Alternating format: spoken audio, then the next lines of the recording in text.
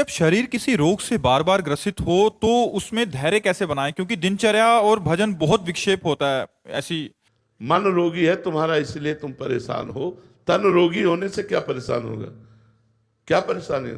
बहुत नकारात्मक विचार आते हैं। तो मन ही रोगी है ना, तभी तो बात है ना।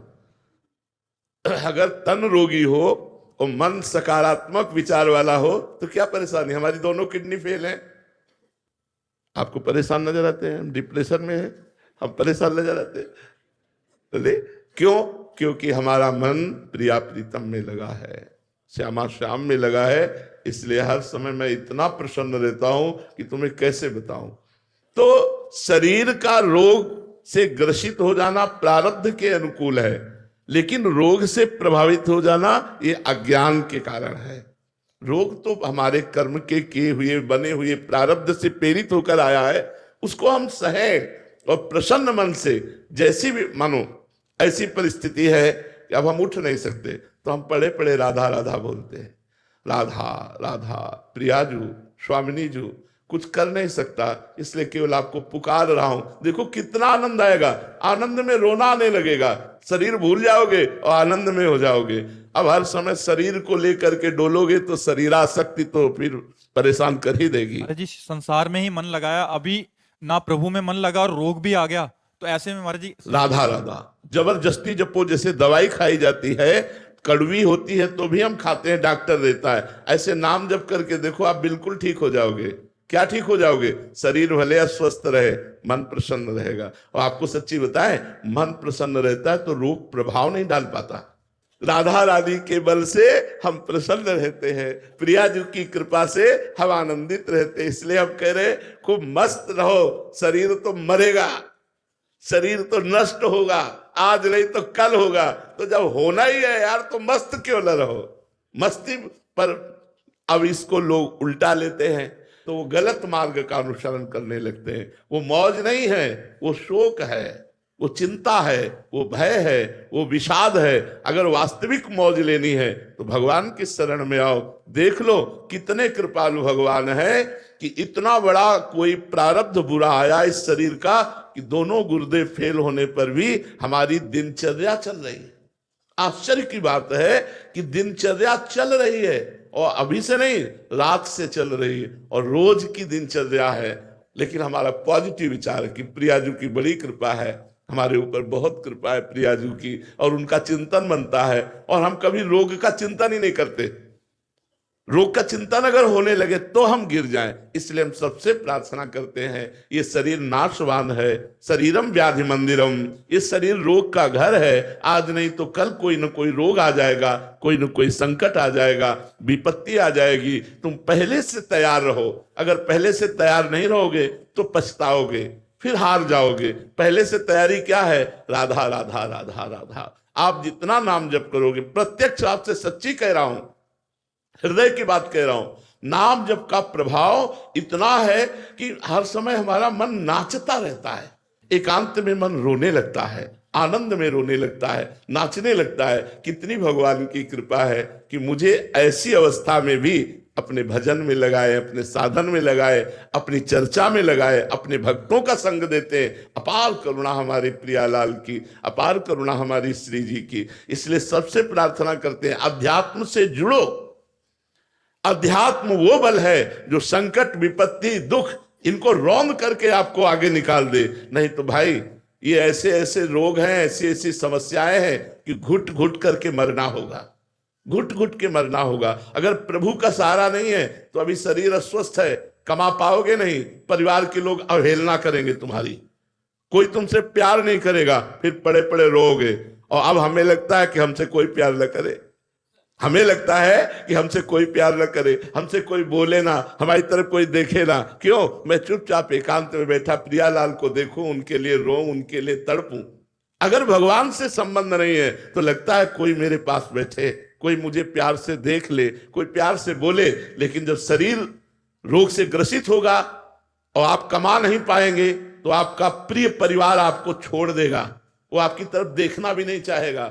अगर आप बुलाओगे तो पीट करके चला जाएगा कि कहीं कोई सेवा ना बता दे। इसलिए भगवान का आश्रय लो और भगवान का नाम जप करो। महाराज जी कोई टोटका या कोई जंतुर आदि नहीं है, मतलब जल्दी रोक? ये सब भाई हम आपसे प्रार्थना करते हैं कि बाहरी नाटकबाजी पे मत फंसो, शुद्ध परमार्थ को स्वीकार करो तो आप भी सुखी हो जाओगे और आपका परिवार भी सुखी हो जाएगा। अगर रुपया देने से प्रारब्ध कट जाए और जंतुर बांधने से विपत्ति नष्ट हो जाए तो फिर भजन साधन का मतलब क्या रह गया? आज तक कभी ऐसा नहीं होता। हाँ, कभी तुक्का लग सकता है कि आप जंतुर बांधे हो, आपके सुकृत का नंबर आ गया, पुण्य फल लागू हो गया और आप सफलता को प्राप्त हो गए, तो आपको लगा जंतुर से सफलता हुई। जंतुर से नहीं हुई, वो हुई है आपके पुण्य बल से।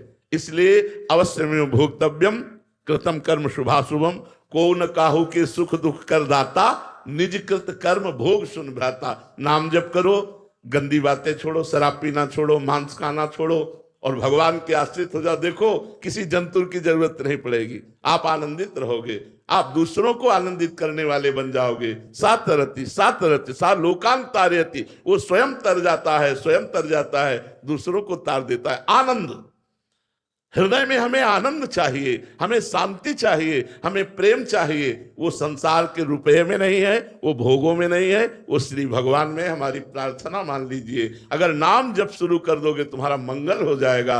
राधा कृष्ण बोलो, राधे श्याम बोलो, राधा राधा बोलो, राम राम बोलो, सिया राम बोलो, जो तुम्हें प्रिय हो वो नाम जप करो, तुम्हारा मंगल कर देगा। बहुत सारे लोग आते हैं, अपने अनुभव बताते हैं कि जब से महाराज जी के दर्शन हुए और नाम जप करना शुरू किया, हमारा ये रोग ठीक हो गया, हमारा काम बन गया। तो महाराज जी इसका रहस्य क्या है? भगवान के नाम से पाप का नाश होता है, पाप नाश होते ही दुख का नाश हो जाएगा, पाप नष्ट होते ही दुख का नाश हो जाएगा। हाँ बिल्कुल, भगवान के नाम में दास नाम भव भेषज हरण घोर त्रिशूल, जिसका नाम संसार रोग का नाश कर देता है। फिर ये साधारण रोग तो बात जाने दो, तो कह दो आप अपनी किडनी ठीक कर लो। मान लो, हो सकता है जब दूसरों को उपदेश देते हो तो आप अपने किडनी, सही बात कहता हूं आपसे, अगर भगवत प्राप्ति का लक्ष्य ना रखे और किडनी एक क्या 100-200 किडनियों को ठीक करने की तुरंत में सामर्थ्य हो, जागृत हो जाएगी कि संकल्प करते ही ठीक हो जाएगी, लेकिन ये ठीक हो जाएगी, मरेंगे तो है ही, पर भगवत प्राप्ति नहीं होगी। भगवत प्राप्ति के लिए जोई जोई प्यारो करे सोई मोहि भावे, नहीं तो किडनी फिडनी क्या चीज है, क्या चीज है? आप विचार करो, तुम 10-5 माला जपते हो, तुम्हें अनुभव होता है, यहाँ बचपन से लगे हैं, 13 वर्ष की अवस्था से लगे, ये कोई किडनी बहुत बड़ी बात है क्या? क्या आप समझते हो? ये कुछ बड़ी बात नहीं है, ये केवल भगवान की लीला का नाटक चल रहा है। नहीं, कोई ये सब कुछ नहीं कर, भगवान के भजन में अपार सामर्थ्य है। हम उस स्वामी के दास हैं जो कर तुम अकर तुम अन्यथा कर तुम सर्व समर्था सा ईश्वरा, मैं उनका दास हूं। ये किडनी क्या कर लेगी? तो हमें चाहिए कि भगवान का आश्रय लेना चाहिए, भगवान का नाम जप करना चाहिए, निश्चित उससे आपके दुख नष्ट हो जाएंगे। जहां पाप नष्ट हुआ, रोग नष्ट हो जाएगा, दुख नष्ट हो जाएगा, समस्या नष्ट हो जाएगी, सब ठीक हो जाएगा। आप करो, आप भगवान नाम जप करो। पारुल जी, राधे राधे महाराज जी। महाराज जी, हमने संतों के श्रीमुख से सुना है कि कुंती जी ने भगवान से दुख मांगा, परंतु महाराज जी हम में दुख मांगने की शक्ति भी नहीं है। महाराज जी, वो तो कुंती जी ही मांग सकती है, सबकी सामर्थ्य क्या है? जिस देवता को चाहे उसको आवाहन करके अपने सामने खड़ा कर दे, वो कुंती जी हैं। चाहे धर्मराज हो, चाहे देवराज हो, चाहे अग्नि हो, चाहे पवन हो, जिस देवता को चाहे, वो मंत्र प्राप्त है दुर्वासा ऋषि से, उस देवता को सामने खड़े कर सकती है। और झुककर जिनके चरण छूते हैं भगवान श्री कृष्ण, वो कुंती जी हैं। बुआ जी कहकर चरण छूते हैं। तो कुंती जी जैसी तो कुंती जी ही है। वो इसलिए दुख मांग रही है कि हे श्री कृष्ण, जब जब विपत्ति और दुख पड़ा तो पीतांबर फहराते हुए तुम हमारी तरफ आते दिखाई दिए, और जब आज चक्रवर्ती सिंहासन पर युधिष्ठिर बैठ गए तो आप पीठ करके द्वारिका जा रहे हो। इसलिए मुझे ऐसा सुख नहीं चाहिए, मुझे वो दुख चाहिए जिसमें आप हमारी तरफ आते दिखाई दे रहे हो, आप हमारे पास हो, ये हमें अनुभव हो। तो दुख और विपत्ति सही बताते हैं, ये भगवान की कृपा है। यदि भगत हो तो, भक्ति नहीं है तब तो फिर दुख है ही है, विपत्ति है ही है। नहीं तो कहा हनुमंत विपत्ति प्रभु